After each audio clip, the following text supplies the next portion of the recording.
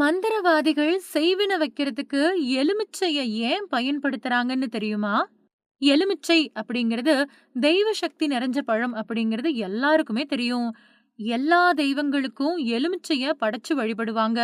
இதுக்கு மந்திர சக்திகள ஈர்க்கக்கூடிய தன்மை இருக்கு. அதே மாதிரி எலுமிச்சை பழமானது காஞ்சாலும், அழுகுனாலும், என்ன நிலைக்கு மாறினாலும் அதோட புளிப்புத்தன்மை மட்டும் எப்பவுமே மாறாம இருக்கும். இறைவன் நிலையான குணம் கொண்டவன் அப்படிங்கிறத உணர்த்துறதுக்காக தான் எலுமிச்சை எல்லா தெய்வங்களுக்கும் பயன்படுத்தப்படுது. தெய்வ பூஜைகள் செய்யறதுக்கு மட்டும் இல்ல, மாந்திரீகம் செய்யறவங்களுக்கும் அவங்களோட பூஜைக்கு எலுமிச்சைய தான் பிரதானமா பயன்படுத்துவாங்க. தெய்வ பூஜைகள் செய்யறதுக்கு மட்டும் இல்ல, மாந்திரீகம் செய்யறவங்களும் அவங்களோட பூஜைக்கு எலுமிச்சைய தான் பிரதானமான பொருளா பயன்படுத்துவாங்க. தெய்வ சக்தி இருக்கக்கூடிய பழமான எலுமிச்சைய எதுக்காக மாந்திரீகம் செய்யறதுக்கு பயன்படுத்துறாங்க? இது கூட மிளகாயையும் சேர்த்து பயன்படுத்துறது ஏன் அப்படிங்கிற சந்தேகம் பலருக்கும் இருக்கும்.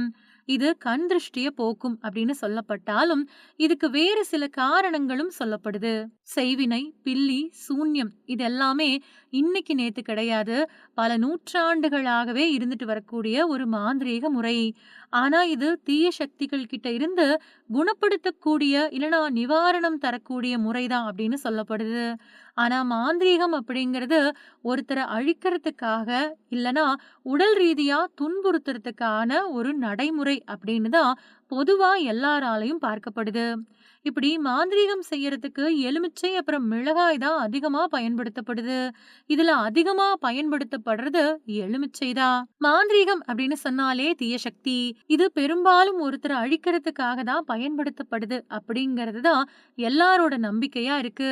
மாந்திரீகம் செய்யறதுக்கு பயன்படுத்தப்படக்கூடிய முறைகள் பெரும்பாலும் எல்லாரையும் திகைப்படையவும் பயப்பட வைக்கவுமா தான் இருக்கு. அதுல முக்கியமானது நரபலி. பொதுவா அவங்க நினைச்சத அடையறதுக்காகவும், ஆவிகள் கூட தொடர்பு கொள்றதுக்காகவும், ஆவிகள சந்தோஷப்படுத்தி அது மூலமா வேண்டிய விஷயங்கள பெறுவதற்காகவும், உயிரோடு இருக்கக்கூடிய மனுஷங்க இல்லனா விலங்குகள பலியிடுறதுக்கு நரபலி அப்படின்னு பேரு. ஒருத்தரோட தொழில முடக்கிறதுக்கு, உடல்நிலையில பாதிப்பை ஏற்படுத்துறதுக்கு, உறவுகளுக்குள்ள பிரச்சனையை ஏற்படுத்துறதுக்கு, ஏதாவது ஒரு பிரச்சனைய ஏற்படுத்துறதுக்காக தான் இந்த செய்வினை, பில்லி, சூன்யம் இந்த மாதிரியான விஷயங்கள் செய்யப்படுறதா சொல்லப்படுது. இதுக்காக தான் எலுமிச்சைய அதிகமா பயன்படுத்துறாங்க. சில பேர் புதுசா துவங்கக்கூடிய கடை, புதுசா வாங்கின கார் இல்லனா வீட்டுக்கு முன்னாடி எலுமிச்சை கூட சில பச்சை மிளகாய்கள சேர்த்து தொங்க விட்டிருப்பாங்க.